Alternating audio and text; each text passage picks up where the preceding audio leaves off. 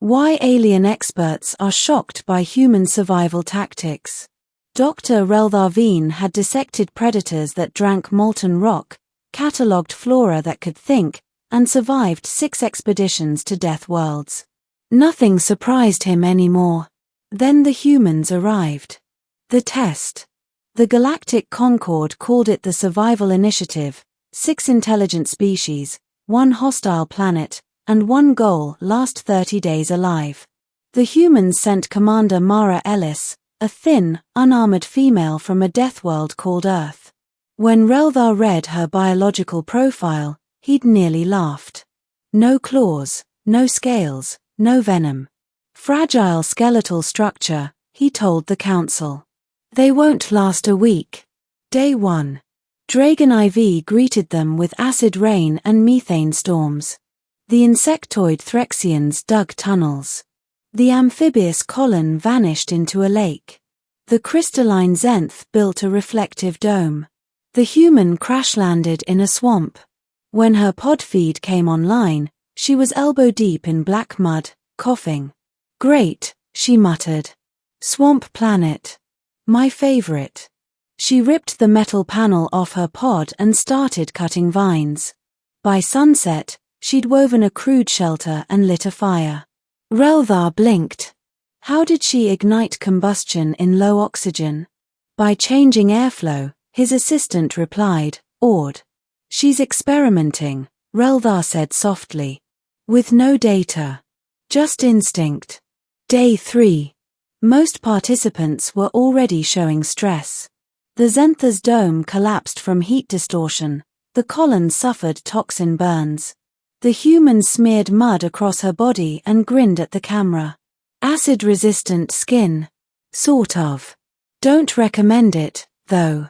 She used her broken comm unit to make a filtration system, layers of fabric and charcoal scraped from burnt reeds. "She's guessing the chemical composition," a researcher whispered. "And she's right," Relthar murmured. Day 5. The Predator. The Varrock, 6-legged, armored, apex hunter entered her sector. It killed 2 contestants in under an hour. Ellis didn't flee. She watched it. Mapped its patterns. Dug a pit.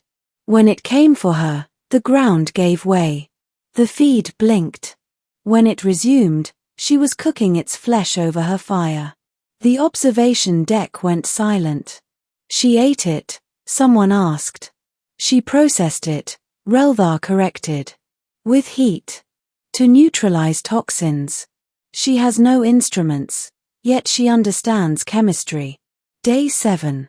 Storms of magnetic lightning struck the planet, knocking out every contestant's equipment except hers.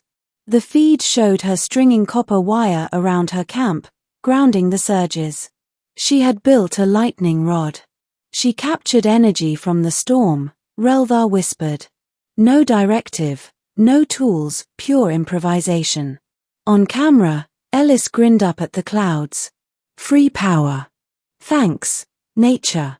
Day 10. Only 3 competitors remained: the human, a half-melted Zenth, and a dying colon. Ellis found them both crawling toward her shelter. Instead of securing resources, she dragged them inside. She patched the Zentha's cracked crystal structure with resin from the predator's carcass and kept the colon alive with filtered swamp water. "She's aiding rivals," someone said. "No," Relthar replied. "She's building a team. Primitive pack instinct." Day 15. The breaking point. Most expected her to collapse from fatigue. Instead, her biometrics improved. Her stress levels fell. Focus sharpened.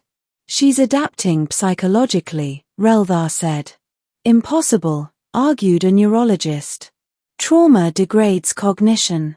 "For us, maybe," Relthar murmured. "Not for them." Day 17. The collapse. A quake ripped through the swamp. Lava split the landscape open. The Zenth began melting. The colon screamed in pain. Ellis didn't hesitate. She hoisted both, each twice her mass, and ran through collapsing terrain. The feed showed her sprinting across a ridge as fire erupted behind her. She built a new shelter from molten glass and soil. When Reldar saw the readouts of her core temperature, he whispered, "She should be dead." "She refuses to be," his aide replied. Day 20. Contact. Reldar opened a direct channel. "Commander Ellis," he said, "why continue? The prize is meaningless. The pain unnecessary." She laughed. "Pain's a good teacher. Keeps me honest."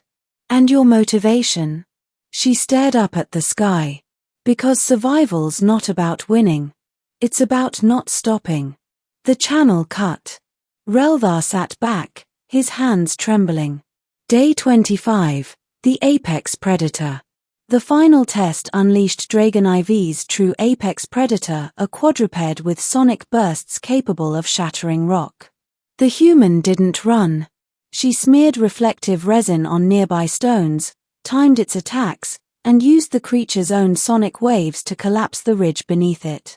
When the dust cleared, the beast was gone. Reldar watched her limp back to camp, one arm dislocated, humming softly. "She weaponized sound," he said hoarsely. "By observation alone." Day 30. Extraction. When rescue drones landed, only one signal pulsed steadily. They found her by a dying fire, covered in mud, smiling. The Zenth and Colin lay beside her, alive. "Took you long enough," she said, accepting the medpack. When asked how she managed to keep them alive, she shrugged. "Didn't seem right to win alone." Aftermath. Back in orbit, Reldar's report was classified within hours. He wrote carefully, each line shaking his faith in science. Survival Initiative Report, Human Subject Number 01, Commander Mara Ellis. Duration, 30 cycles. Survival status, active. Allies saved, 2 non-human participants. Observations. Created advanced filtration, insulation, and weapon systems with no tools. Displayed biochemical resistance to toxins through rapid adaptation. Showed stable psychological condition under continuous trauma. Demonstrated empathy and cooperative strategy despite no incentive. Manipulated natural disasters for tactical advantage. Conclusion. Humans treat the universe as a puzzle to be solved, not an enemy to fear.